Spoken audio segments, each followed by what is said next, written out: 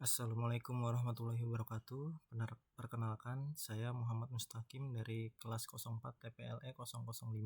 Di sini saya akan menjelaskan tentang studi kasus persiapan UAS. Studi kasus yang pertama, dari sebuah perusahaan PT Cyber Solusi Bangsa ingin membuat server aplikasi untuk melayani 5.000 user dengan model memisahkan web server, database server, serta server penyimpanan object storage. Bagaimana solusi yang Anda tawarkan? Berikan gambaran topologi, perhitungan biaya, IP address, dan konfigurasi port pada server.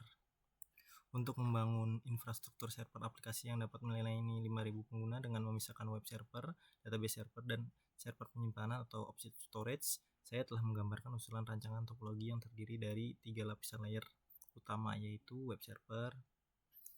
Di sini ada gambaran usulan rancangan topologi yang telah saya buat. Saya mengusulkan untuk load balancer dan 2 web server serta 1 database server dan 1 object storage. Saya mengusulkan untuk menggunakan load server untuk membagi lalu lintas secara merata antara beberapa server. Untuk estimasi harga load balancernya adalah 500.000 per bulan. Saya mengusulkan menggunakan 2 web server agar dapat meningkatkan ketersediaan, meningkatkan performa, dan meningkatkan kualitas layanan serta meningkatkan keamanan data.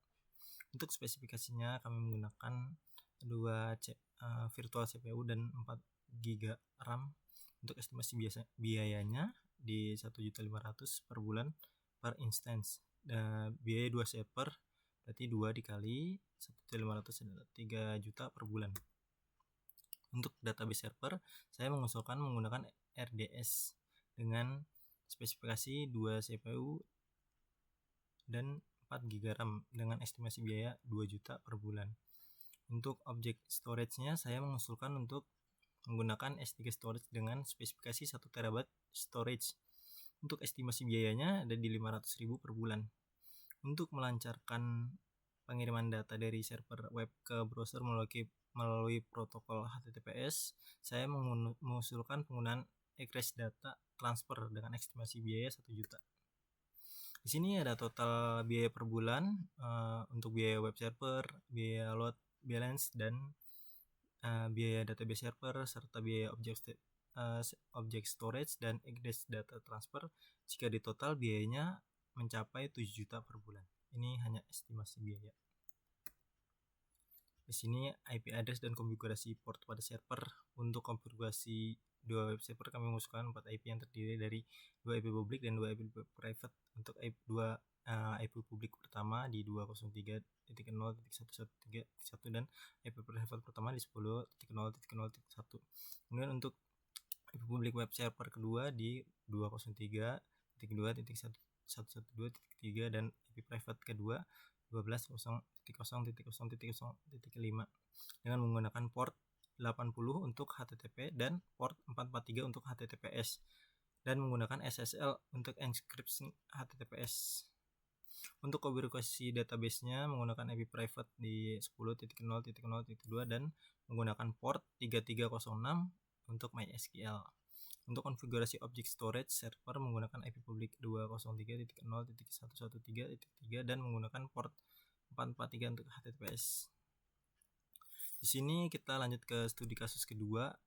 Di sini ada Universitas Pamulang menghadapi masalah ketika jumlah mahasiswa baru meningkat secara drastis pada tahun ajar baru.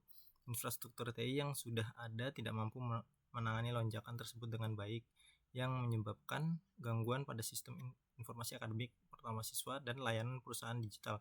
Mahasiswa sering mengalami kesulitan saat mencoba mengakses jadwal kuliah, materi atau mendapatkan fasilitas online lainnya. Bagaimana solusi cloud yang Anda tawarkan untuk masalah berikut? Di sini untuk problem solving dari studi kasus ini, kami mengusulkan untuk migrasi ke cloud dengan menggunakan gabungan model infrastruktur as a service, platform as a service (PaaS), dan software as a service (SaaS). Layanan infrastruktur as a service yang dapat disesuaikan dengan kebutuhan seperti server, penyimpanan, jaringan, dan service. Untuk layanan infrastruktur as a service menggunakan web server, load balance, dan object storage.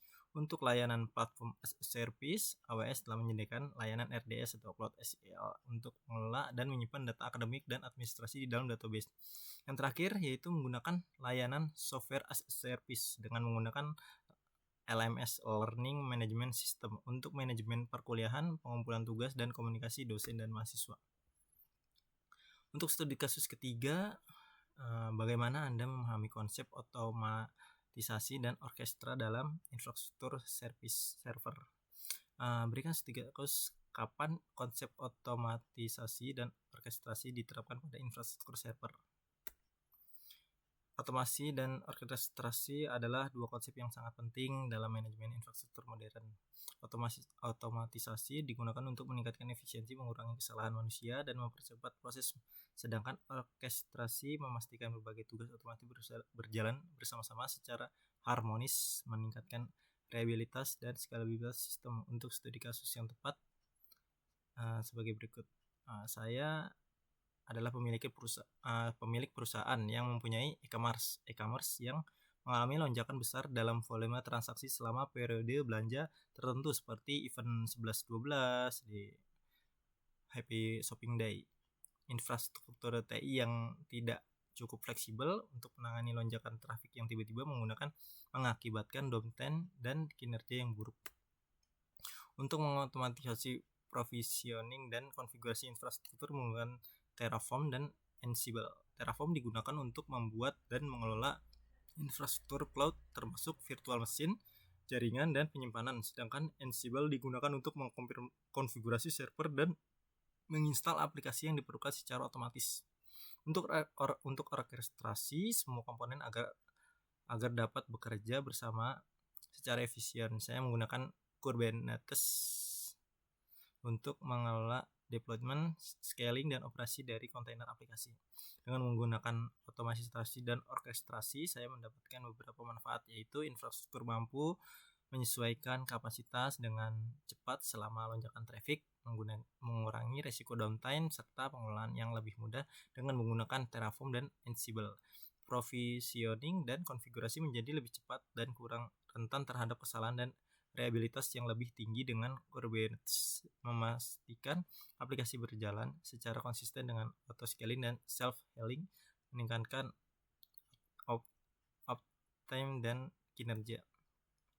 Sini ada studi kasus keempat, sebuah perusahaan asuransi yang beroperasi di Indonesia membuat infrastruktur servis mereka di Turki. Di dalam server mereka berisikan informasi data nasabah warga Indonesia. Bagaimana pandangan Anda terhadap hal tersebut berdasarkan regulasi yang berlaku di Indonesia?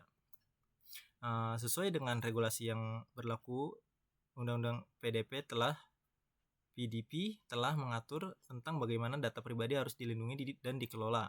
Di dalam Undang-Undang PDP terdapat beberapa poin penting mengenai persetujuan, pemberitahuan, perjanjian, dan kontrak, serta pengawasan dan kepatuhan, yaitu sebagai berikut.